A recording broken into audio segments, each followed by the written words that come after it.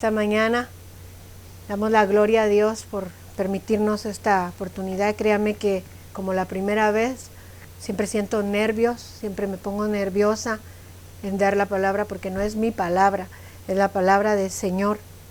Y darlo como Él quiere que la demos, de lo que un día daremos cuentas, de lo que un día nos presentaremos y diremos ante el Señor. Si así, Señor, di esta palabra y el Señor nos dirá por qué o por qué no. Pero bueno, esta mañana quiero invitarles a abrir sus Biblias en el libro de Génesis. Génesis capítulo 2, versículo 9. Y bueno, no me cabe aquí todo, pero bueno. Génesis capítulo 2, versículo 9.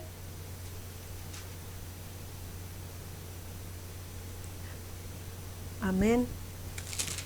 Dice la escritura, la leemos.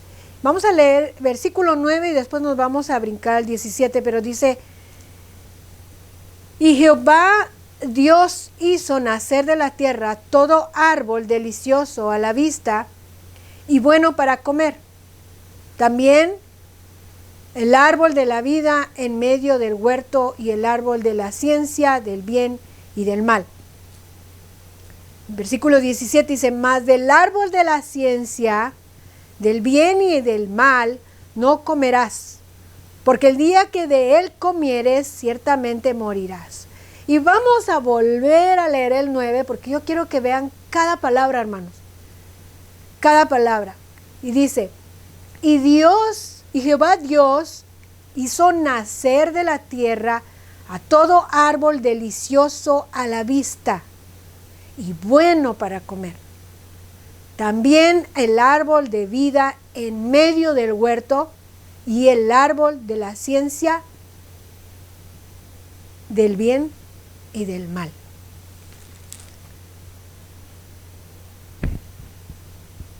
Desde las edades tempranas, desde los tiempos del principio de la creación,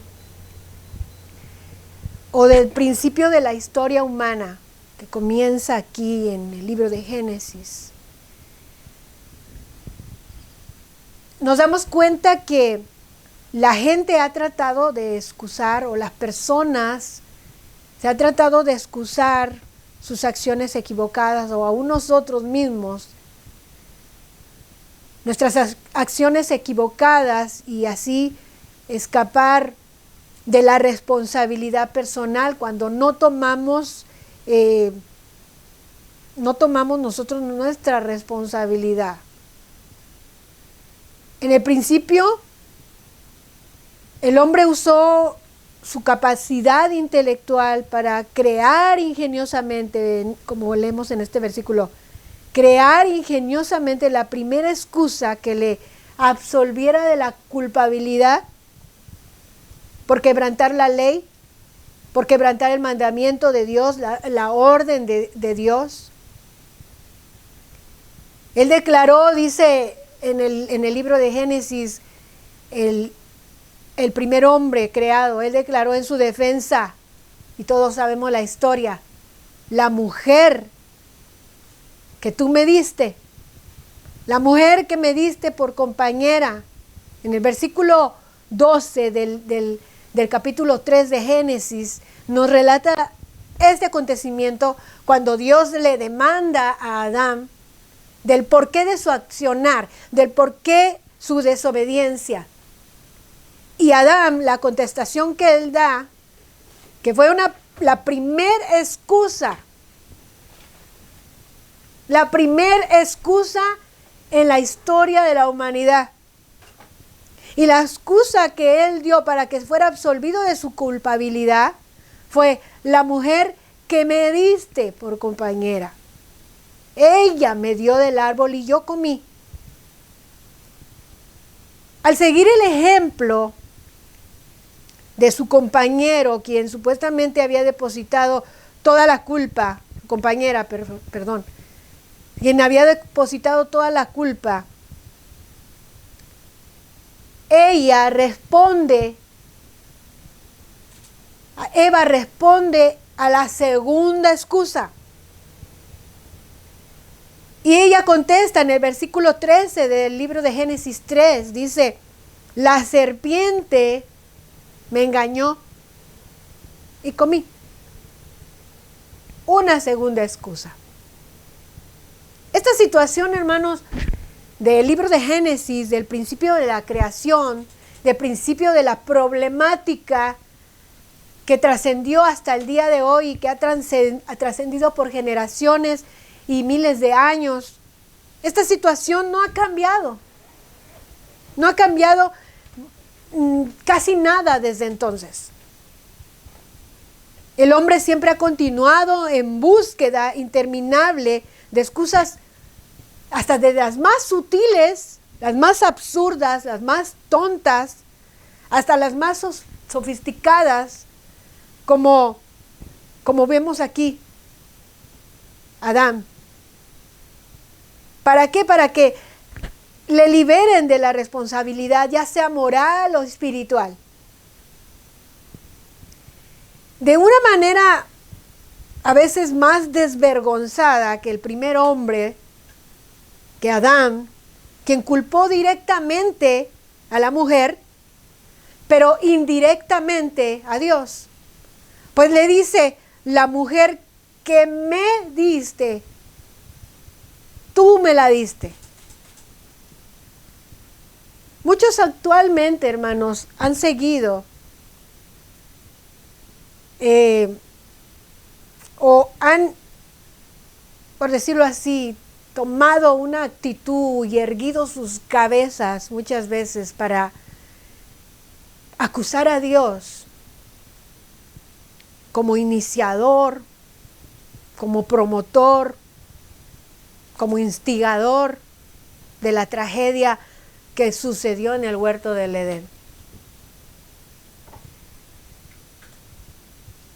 Hay una pregunta que muchos se hacen y al responder la pregunta de que ¿a qué se debe o a quién se debe culpar por la caída de la humanidad en el huerto? Rápido se piensa Satanás, rápido se piensa Dios. ¿Por qué? Unos dicen Satanás, otros dicen Dios. Cierto escritor que yo estaba mirando en el internet hizo una declaración diciendo, el Señor Dios, y es un escritor secular, por cierto, el Señor Dios es el tentador, dice en el escrito, del Edén, en Génesis 2:17. Cuando él dice, mas del árbol de la ciencia del bien y del mal no comerás, porque el día que de él comieres ciertamente morirás. Él atribuye o dice o manifiesta que el que Dios le haya advertido al hombre que no comiera era como tentar al hombre a que lo hiciera. Y la prueba está en que le dices tú a un niño o a un menor que no haga algo, y usted en ese momento estará estableciendo inmediatamente la tentación en el corazón y en la mente de ese niño. Y él atribuía, si no quiere tentarle, o si él no quería tentarle a Adán y a Eva, entonces, al igual que alguien, si no quieres que un niño haga lo que no es debido, o que no toque lo que no debe, no se lo digas, porque cuando se lo dices, lo va a hacer. Porque la tendencia de los niños, la tendencia de los menores es hacer lo contrario que se les dice, ¿verdad? Y según él, diciendo que esa manera de haberle dicho Dios al hombre, a la mujer, a Adán y a Eva, que no hicieran tal cosa, era como asegurarles una tentación. Así es que Dios tenía que asegurarse que esa tentación no estuviera disponible para ellos. Pero esto no puede ser verdad. Y no es verdad porque para la humanidad desde ese preciso momento, cuando desobedecieron, Pudiera ser entonces que a partir de la caída pudiera ser lo que dice este hombre. Pero antes de la caída, Adán y Eva aún no tenían la condición ni conocían el pecado, es decir, no tenían una conciencia de pecar.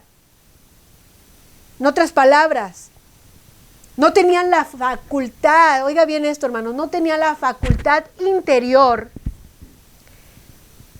de la mente que juzga la rectitud moral de los pensamientos, o de las palabras, o de las acciones, independientemente de los deseos o inclinaciones que ellos hayan tenido. Pero algunos lo dicen o creen tratando de decir que no tenía que crear Dios ese árbol y ponerlo cerca de Adán y de Eva si no quería que lo comieran. Mucho menos tenía que advertirles, según. Y con esta simple acusación difamatoria y blasfema, yo, hermanos, puedo decir que algunos sienten, y cuando lo hacen, cuando toman esta falacia, la toman porque sienten que se han despojado de todo peso de culpa y responsabilidad, solamente haciendo responsable a Dios. Lo cierto es que sí se puede, lo cierto de este hombre es de que sí se puede entonces legítimamente acusar a Dios de todas nuestras tragedias, de todos nuestros errores, acciones corruptas que muchas veces se cometen. Entonces, el hombre queda libre. Y queda libre de su responsabilidad delante de Dios, porque muchos son los hombres que culpan a Dios por todo lo que acontece en el mundo, y desde el principio miran y asumen de que Dios es responsable de que la caída de Adán y Eva fue porque Él no tuvo que haber creado. A ver, muchos quieren obtener esa libertad según, o más bien libertinaje para pensar así. Sin embargo, hermanos, todos ellos que culpan a Dios simplemente no han probado a Dios. Vamos a ir a Romanos 1:18.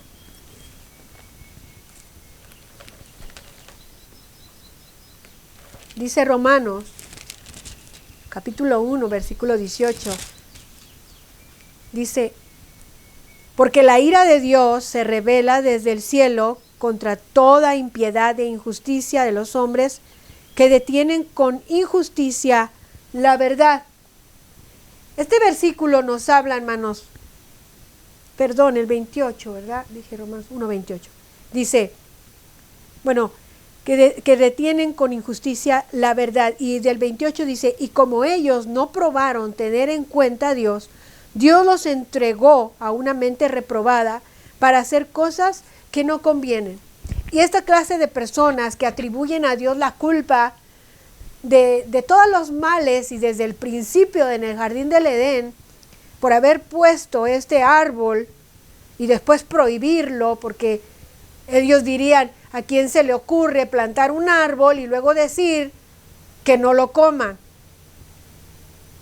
Y en su afán por encontrar algo de paz en medio de sus actos licenciosos, pecadores, muchos hombres, hermanos, que imputan su conciencia, que está cauterizada ya su conciencia, y les conviene pensar de esta manera, se han empecinado, se han embarcado en la búsqueda deliberada de alguna clase de maldad, supuestamente ellos, para encontrar en la naturaleza divina de nuestro Dios. Cosa realmente absurda. Por otra parte, hay quienes creen en Dios y creen que Dios es el Dios del amor que la Biblia describe. En Primera de Juan 4:8, vamos a leerlo. Primera de Juan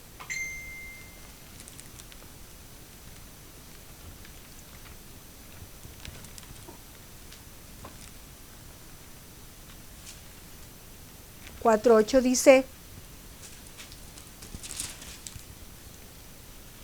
el que no ama no ha conocido a Dios, porque Dios es amor.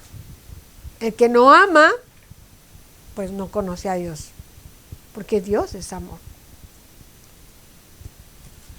Y está esta clase de personas, como nosotros, que aman a Dios, pero hay quienes, aún amando a Dios, no tienen la facultad o más bien tienen la dificultad de entender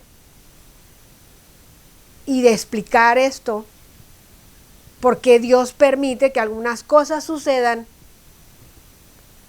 sin intervenir sobrenaturalmente. A veces cuando la gente nos hace estas preguntas, si no tenemos el conocimiento, si no sabemos qué responder, creemos en Dios, amamos a Dios, pero cuando la gente viene y nos pregunta, ¿por qué pasó esto? ¿Por qué Dios permitió que tantos miles y miles de judíos murieran en el holocausto? ¿Por qué Dios está permitiendo que niños inocentes sean violados, sean maltratados, sean que estén muriéndose de hambre? ¿Por qué permite Dios?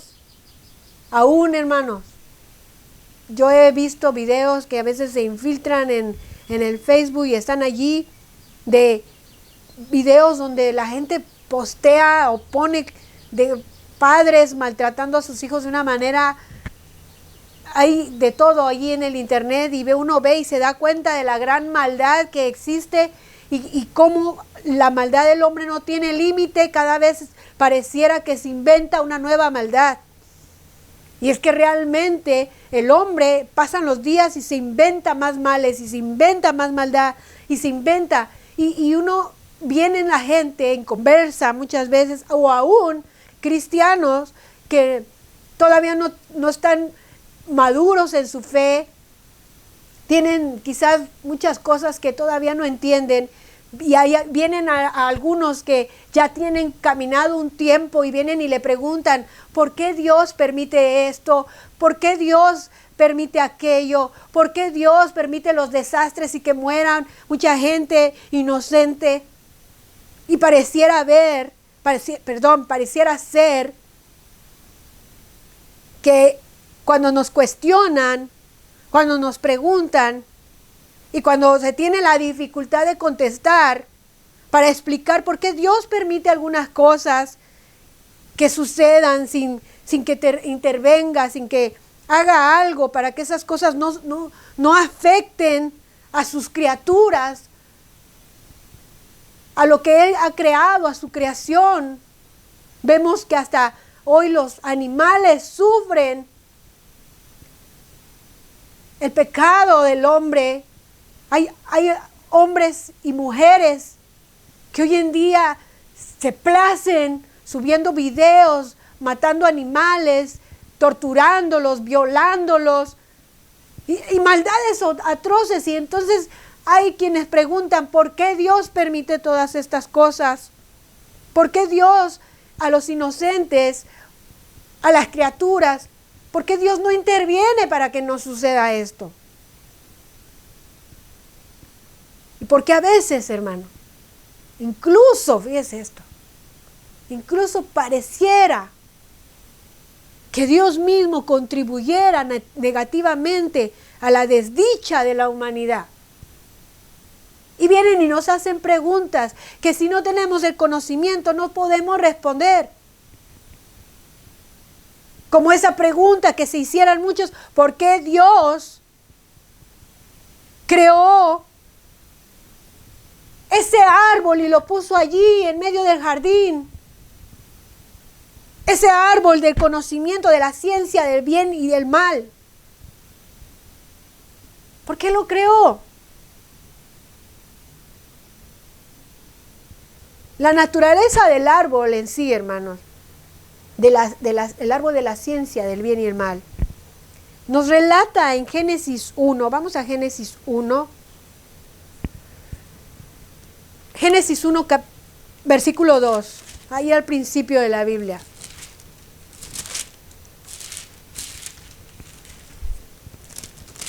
Dice en Génesis 1, versículo 2. Dice, y la tierra estaba desordenada y vacía, y las tinieblas estaban sobre la faz del abismo, y el Espíritu de Dios se movía sobre la faz de las aguas. Esto es lo que había en el relato de la creación. Porque el relato de la creación, hermano, cuando uno se pone a leer cómo fue creada la tierra, cómo Dios en 6 días hizo la tierra, el séptimo descansó y observó la tierra, y todas estas narraciones que la Escritura nos habla, son las narraciones, diría yo, más sublimes, más tiernas, más detallosas que la Biblia habla y que registra. El arte de nuestro Creador, nuestro diseñador, cómo tiene no solamente el poder y la paciencia, sino la potencia de poder hacer todas estas cosas maravillosas que hay en la creación. Y todo pareciera estar como una orquesta. No sé cuántos han tenido oportunidad de ir a algún concierto de una orquesta, una sinfónica. Yo cuando estaba en México tuve varias oportunidades de presenciar orquestas filarmónicas. Y esta escritura, esta narración de la creación de Dios, pareciera para mí que me gusta todo el sonido, la música y las orquestas, así pareciera como una sinfonía armoniosa que deleita los oídos cuando escuchamos cómo fue creado de la nada. Dios por su palabra hizo los cielos, la tierra, separó las aguas y a la tierra, a lo seco llamó tierra, a las aguas mares. Y usted va leyendo. Pero de repente suena algo como que rechina ahí en nuestros tímpanos. Algo que no armoniza. Algo que hace perder la sinfonía armoniosa de lo que estábamos leyendo en el principio de la creación. Algo que ha impedido en gran manera que muchos crean en el Creador. Y que han endurecido sus corazones de tal manera que no quieren más escuchar a Dios. Decía un hombre, yo no sé si algunos de ustedes tuvieron la oportunidad de leer los comentarios de la predicación del viernes. Yo tuve que exhortar a ese hombre. No fue grosero, ni yo con él. Pero él decía que nadie nos está pidiendo que hablemos. Y mucho menos que estemos transmitiendo, porque yo comparto en todos mis grupos, de grupos sociales, aunque sean de negocio, yo comparto las predicaciones. Son grupos de clasificados, de compra y venta. A mí no me importa, yo comparto esta palabra. Alguien de ellos fue que contestó y dijo que por qué nosotros invadíamos ese tipo de páginas que se habían creado para los negocios y que era una falta de respeto que nosotros estuviéramos ahí con nuestras tonteras y que por eso el mundo estaba como estaba y que mejor, decía él en un comentario, fueron varios los que hizo, pero él decía que volviéramos a la Santa Inquisición, que a lo mejor eso a nosotros nos convendría. Y que nos diéramos palmaditas de soporte, que al fin y al cabo éramos unos ignorantes y algo así. Obviamente, un hombre incrédulo, yo le decía a él, oraré por ti, porque él le decía, con ofensas que nosotros sabemos que yo le decía a él, sigue ofendiendo, te damos la libertad, mira, sigue diciéndonos ofensas, porque ¿sabes qué? Cada una de tus ofensas se convierte en bendición para nosotros, porque nuestro Dios lo hace. Él dijo su palabra, entre más sean vituperados y sean avergonzados, o sea, gócense por eso. Y obviamente yo le decía a este hombre, estás embrutecido y estás endurecido. No sé las razones porque él le decía de tu amargura. Se nota que estás en tinieblas y en camino de perdición, arrepiéntete, le decía yo. Y así como él, hay mucha gente que no, hermanos, rechinan sus dientes de oír la palabra de Dios. Yo puedo entender que hay algunos que no quieren oír porque fueron por otros cristianos, entre comillas, defraudados, defraudados en su corazón y en su vida espiritual. Pero yo le decía a él, no todos son lo mismo, deberías de conocer la Escritura para que tú puedas discernir y puedas saber que lo que se te está hablando es la verdad. Él pudiera estar teniendo sus miles de razones o una razón muy razonable, pudiera ser, de no creer en Dios. Y así como él, mucha gente de refutar todo lo que es la palabra de Dios. Pero el hecho de que surgen preguntas como las que les mencionaba y como la pregunta de ¿por qué Dios hizo ese árbol en medio del jardín de Edén y prohibió a Eva y Adán que lo comieran? Podía ser para muchos un impedimento para que crean en Dios. La creación de un árbol. Y en torno a ese árbol está, hermano, todo el panorama, por decir algo así, de lo que sucedió y lo que ha venido sucediendo hasta el día de hoy con la humanidad. Para muchos, la pregunta de que ¿por qué Dios creó este árbol? Es incontestable.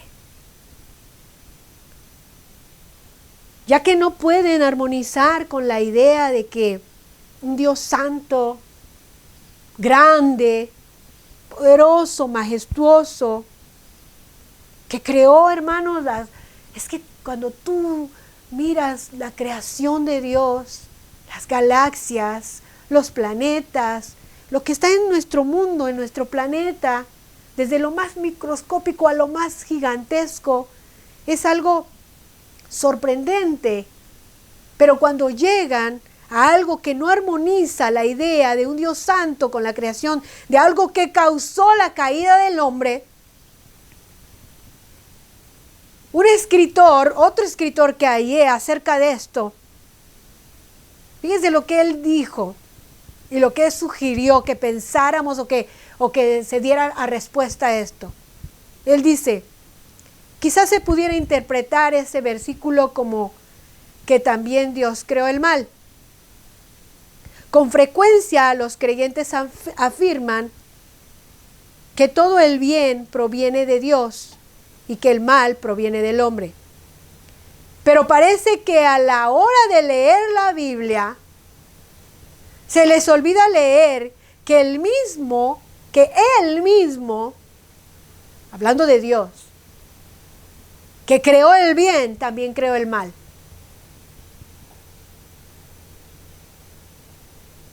¿Qué necesidad tenía Dios de plantar un árbol cuyos frutos fueran del mal? Y aquí se plantea un dilema. Y el dilema que muchos pudieran estar ahorita pensando, aún cristianos, creyentes, aún hijos de Dios, aún personas que me están mirando, que están en su mente, sí, a lo mejor no lo había puesto a pensar, pero es verdad. ¿Qué necesidad tenía Dios de plantar este árbol que sus frutos eran malos? Y ese dilema pudiera llegar a un que puede, a un resuelto, ¿cómo se puede decir? A resolver ese dilema de esta manera, aparentemente. O Dios no sabía lo que iba a suceder con el dichoso arbolito, o si lo sabía, ¿para qué lo hizo? Si no lo sabía, entonces Dios no es sabio. Si lo sabía, entonces Dios es malvado. Este hombre diciendo todo esto, y cuando lo saca al público y lo dice, muchos lo agarran y toman un final de este dilema a su conveniencia. Pero hay una verdad, hermanos. Hay una verdad contundente para nosotros los creyentes, y para los que no lo saben, hoy lo van a saber. Y para los que no tengan una explicación de cómo poder dar una respuesta a la luz de la verdad, a la luz de la Escritura, conforme al corazón de Dios, conforme al conocimiento de Dios, conforme a nuestra convicción como hijos de Dios. Hermanos, en primer lugar, catalogar el árbol de la ciencia del bien y del mal como malo, que tú puedas estar pensando, oh, sí es cierto, entonces el árbol era malo, sencillamente porque iba a hacer caer al hombre, lo iba a hacer pecar, iba a destruir lo que Dios tenía planificado para él. Y catalogar este árbol de la ciencia del bien y del mal como malo, en primer lugar, es un error. Y es un error que comete la persona que quiere, oiga bien, la persona que quiere o no quiere, como la cita anterior que este hombre dio. No quiere entender los caminos de Dios. Vamos a Génesis 1:31. Bueno, aquí lo tengo. Génesis 1:31. Dice la palabra de Dios. Y vio Dios todo lo que había hecho, y he aquí era bueno en gran manera. Atienda estas palabras, por favor, hermanos, atiéndalas. Dice, y vio Dios que todo lo que había hecho, y he aquí que todo lo que había hecho, dice, era bueno, y no nada más bueno, dice, en gran manera. Dios estaba juzgando su creación. Dios estaba diciendo, lo que hice, lo hice bien y en gran manera. Lo hice bueno y en gran manera. Las Escrituras claramente, hermanos, nos están afirmando ellas mismas que todo lo que Dios había creado no solamente era bueno, sino muy bueno, en gran manera. Y la palabra gran, dicha por nuestro Dios, es más que lo gran que tú puedas definir. Ahora, vamos a Éxodo 20. Yo quiero que abras tu corazón, hermano, a esta palabra, porque la palabra es la que nos enriquece el conocimiento a nuestro Dios, y para que tú sepas responder cuando se te pregunta o enseñes a tus hijos. Éxodo 20:11, dice la Escritura, porque en 6 días hizo Jehová los cielos y la tierra. Pon atención, en 6 días.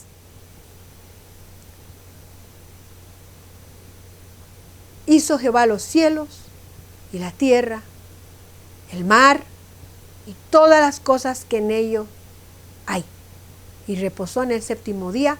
Por tanto, Jehová bendijo el día de reposo y lo santificó. ¿Esto qué nos está hablando? Registra, hermanos. Éxodo 20:11 registra, queda constatado aquí, que todo fue creado en 6 días. En 6 días de creatividad. Por ende, nada después de esos 6 días. Nada fue creado después de esos 6 días. Nada. Dios no creó nada. Entonces, la conclusión ineludible, como se diga, ineludible, es que, o sea, sin duda, Ya que el árbol de la ciencia del bien y del mal fue creado durante esos 6 días, entra entonces en la lista de que Dios lo creó y lo creó en gran manera. Lo creó bueno en gran manera. No lo creó después de los 6 días, lo creó dentro de los 6 días.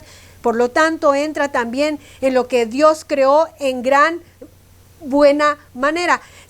Hermanos, se debe tener en cuenta esto. Algo más que hablar de la naturaleza de este árbol. Aunque el hombre, dado este árbol, que pueda sugerir que este árbol era malo o algo negativo, la verdad es que este árbol no era una fuente de maldad. El árbol no era, oye bien, una atención, hermano, porque después escucho que están diciendo otras cosas. Y escucha bien. El árbol no era del bien y del mal. La Biblia no dice eso. Lo que pasa es que no sabemos leer. Y leemos y no entendemos y está enfrente de nosotros y leemos y vemos de la manera que nosotros creemos, pero cuando leemos bien, podemos entender mejor. Porque el árbol, no dice la Escritura que era el árbol del bien y del mal. ¿Qué dice?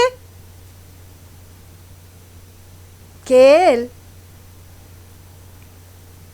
el árbol era el árbol de la ciencia del bien y el mal. No el árbol del bien y el mal. De la ciencia. No era algo negativo, sino de la ciencia. Estas son dos cosas muy diferentes. Decir que era el árbol de la ciencia del bien y el mal son dos cosas muy diferentes.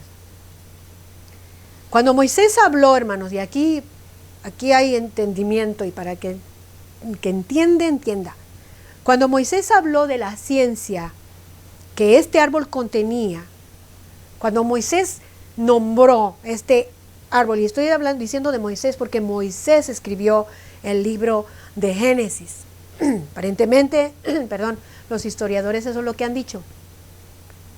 Cuando Moisés habló de la ciencia que este árbol tenía, usó el término hebreo da'at. Una palabra da'at que implica o que quiere decir discernimiento, discriminación o comparación, pero que no implica necesariamente una relación íntima, o sea, algo que tenga que ver yo. Este término se usa solamente 2 veces en Génesis. Y ambas veces hace referencia al árbol de la ciencia del bien y el mal. Moisés usó el término yada.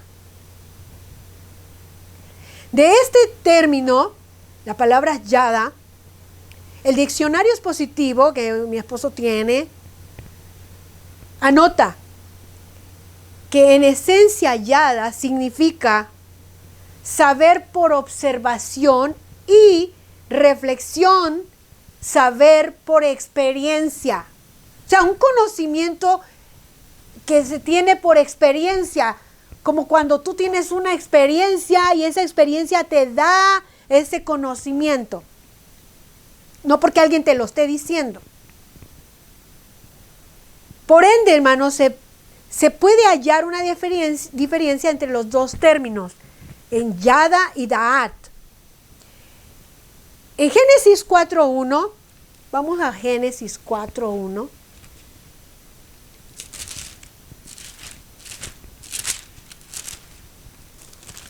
Dice, conoció Adán a su mujer Eva, la cual concibió y dio a luz a Caín, y dijo, por voluntad de Jehová he adquirido. Conoció Adán a su mujer, o sea, ahí se la presentaron, le dijeron, aquí te presento a Eva, Lo mismo cuando sucedió la misma palabra cuando dice que José no conoció a María, ¿verdad? En Mateo, antes del nacimiento del Señor. Esta palabra de conocer no significa, aquí bíblicamente nos está diciendo no de un conocer de que yo te conozco, sino algo íntimo, algo de experiencia, algo que estás tú experimentando, algo de experimental íntimo. Adán a su mujer Eva la conoció, o sea, tuvo una experiencia íntima, una relación íntima, una experiencia de amor, de sexo. Y dice, y concibió y dio a luz a Caín, ¿verdad? Esto está relatado y dice en el versículo de Génesis 2:17.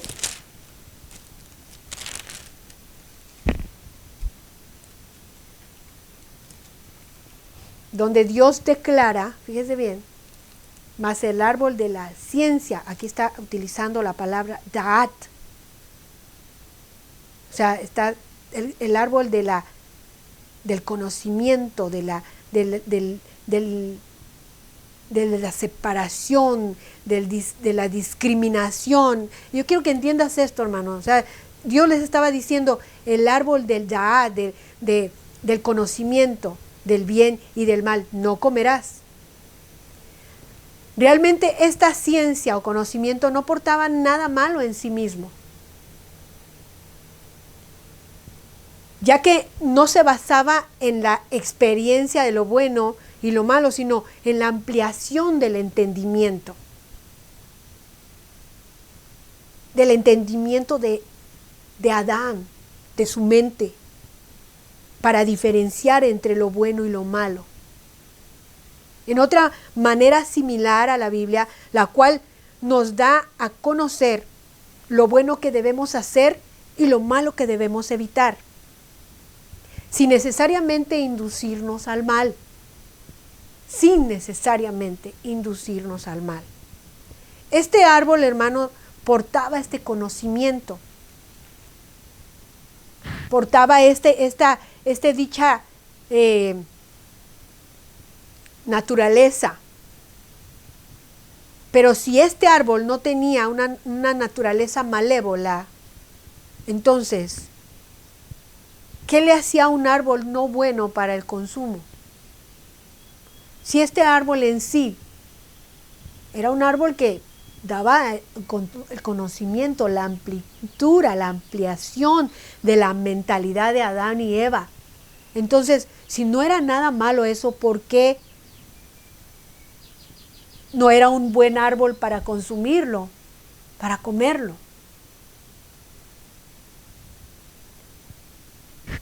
La necesidad, hermanos, del mandamiento y la provisión divina es lo que vamos a ver y darnos la respuesta.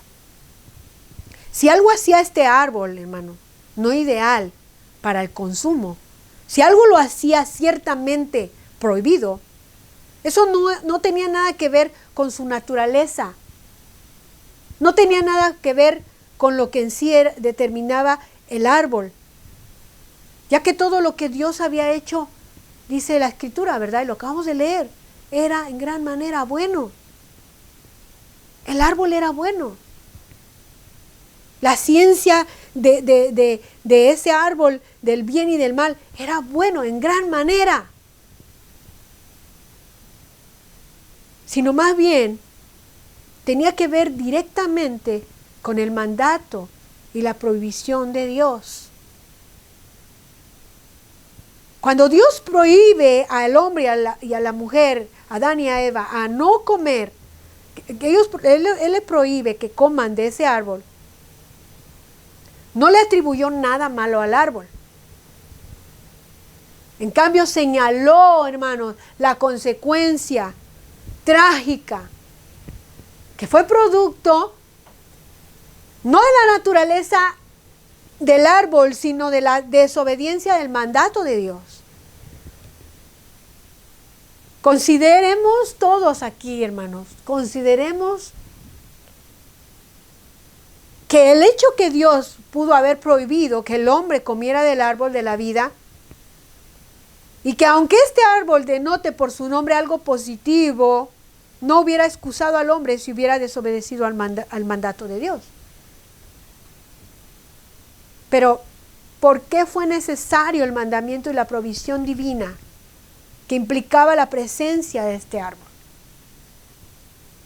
¿No podía Dios haber prescindido de este árbol? ¿No podía haber pensado Dios, mejor no lo pongo? Y por ende, tampoco la prohibición, y así haber garantizado la dicha eterna de sus criaturas, de Adán y Eva. Un escritor, hermano, cristiano, abordó algo. Y él, con estas mismas preguntas, él declaró esto. Frecuentemente los escépticos se quejan de que Dios tendió una trampa a Adán y Eva para que ellos cayeran redonditos. Que Dios ya sabía que iban a pecar y por eso lo puso. Los escépticos, eso es lo que muchas veces están pensando y diciendo. Sin embargo, Dios tenía que dar a Eva y a Adán, y a Eva, una lección. Si el libre albedrío para escoger a Adán y Eva, sin este libre albedrío, Adán y Eva hubieran sido simplemente unos muppets, unos títeres. ¿Por qué? Porque el verdadero amor, hermanos, siempre requiere una elección. ¿Cómo es esto? ¿O cómo así? Dios quiso, hermanos, que Adán y Eva siempre escogieran amarle y confiar en Él. La única manera de que Dios les hubiera podido dar una lección a Adán y a Eva y ellos pudieran elegir, hubiera sido y fue mandarles algo que no estaba permitido. De hecho, se puede explicar, sino totalmente, al menos en gran parte, no todo, que la creación de este árbol y la subsiguiente prohibición de parte de Dios, tomando en cuenta el amor divino, la Biblia claramente nos indica que Dios es amor. Dios es amor, ¿cierto? Nuestro Dios es amor. Así que todas sus acciones hacia el hombre, desde el principio de la creación hasta el día de hoy, hermanos, no ha hecho otra cosa más que manifestar su amor.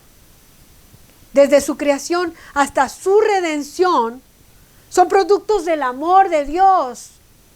Todo lo que Él hace, y aunque tú no lo creas, todo lo que Él permite, todo es por amor.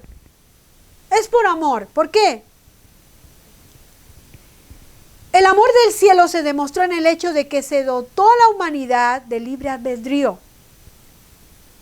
A nosotros se nos concedió la libertad de escoger. Hermano, ¿quién te obligó a ti a creer en Jesús? ¿Quién te obligó a ti a confesarlo como tu Salvador? ¿Quién te obliga a ti a estar ahorita conectado? ¿Quién? ¿Quién te está obligando? Porque si te está obligando a alguien, entonces déjame decirte que no hay amor en ti. Pero si tú lo estás haciendo, estás conectado, quieres escuchar la palabra, quieres crecer en Él, quieres alabarle, quieres bendecirle, hay un amor. Si nadie te está obligando, ni una circunstancia, ni una persona, entonces hay un verdadero amor de tu parte para con Él. Tu libre albedrío te dio a escoger, buscarle a Él. ¿Pudiera alguien imaginar a Dios como un Dios de amor que creó seres inteligentes, como lo fue Adán y Eva, pero que después de que los creó, los programa, para servirle como esclavos sin ningún poder de voluntad personal? No, para nada, absolutamente no. El amor requiere libre albedrío. Y el libre albedrío, para que esto sea consumado, o haya una consumación, requiere la posibilidad de que se pueda hacer una elección de una manera u otra. Para que el hombre tuviera elecciones, hermanos, que demandaran el uso de su libre albedrío, era necesario el mandamiento de Dios hacia con ellos: no comerás de este árbol, no lo tomarás como alimento. No, no, no. Para que ellos pudieran escoger por su voluntad. Porque no era algo, Dios no nos creó como algo que se le da cuerda y está mecanizado para actuar como Él quiere y le plazca, sino más bien que nos dé escoger si vamos a actuar como Él quiere o no, si le vamos a amar o no, si le vamos a servir o no. Dios quiso que el hombre gozara un libre albedrío para escoger hacer su voluntad. Por eso es que Dios no pide el 99.9 de nuestras vidas. El Señor pide un 100. Desde luego, hermanos, el existir del mandamiento también le dio paso a la posibilidad de escoger lo que no convenía. Pero en su amor infinito, Dios quiso que el hombre gozara de este libre albedrío. Él quiso que el hombre le amara. No porque esta era su única opción, sino porque era la única opción que le garantizaría la vida eterna. También necesitamos recordar que el hecho de que Dios conozca el futuro, y presta atención a esto, necesitamos meditar en esto, el hecho de que Dios conozca el futuro, de que Dios sepa lo que va a pasar, no le transforma en un ser malvado que puedan decir muchos: pues Él ya sabe quién se va a salvar, pues Él ya sabe quién se va a ir al infierno, ya sabe quién va a mandar al infierno. El hecho de que Dios sepa no le transforma en un ser malvado, sino si Él no actúa para cambiar el futuro, no lo hace ser malvado a nuestro Dios. Los seres humanos actuamos de una manera similar, hermanos. Fíjense bien. Hay muchas cosas que hacemos por amor. Aunque reconocemos de antemano que tiempo que vengan, tales cosas no siempre funcionarán para lo mejor. Por ejemplo, traemos niños al mundo, traemos hijos, tenemos hijos. Y es más, hasta ya de hace años atrás para el día de hoy, podemos planificar cuántos hijos queremos tener cuando podemos tener hijos. Aún los que no tienen hijos, adoptan hijos. Pero el simple hecho de decidir tener un hijo, ya sea de cualquier manera, muchos sabemos que ese hijo va a crecer, se van a enfermar, van a hacer elecciones equivocadas, van a sufrir y nosotros vamos a sufrir con ellos. Algunos serán odiados. Nadie se imagina, un padre que tiene hijos no se imagina: mi hijo va a ser un asesino, mi hijo va a ser un psicópata, mi hija va a ser prostituta, van a ser drogadictos. Casi siempre pensamos: nuestros hijos van a ser los mejores, nuestros hijos van a estudiar, nuestros hijos van a ser ingenieros. Pensamos lo mejor, pero también en nuestra mente cabe la posibilidad de pensar que nuestros hijos van a sufrir, que nuestros hijos van a tener su propia vida, que van a escoger un camino y que a lo mejor serán odiados, van a envejecer.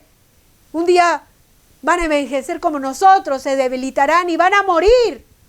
Pero aún así decidimos tener hijos. ¿Por qué? Por amor. Y los creamos y trabajamos para ellos. Y les damos de comer, los cuidamos, nosotras las madres.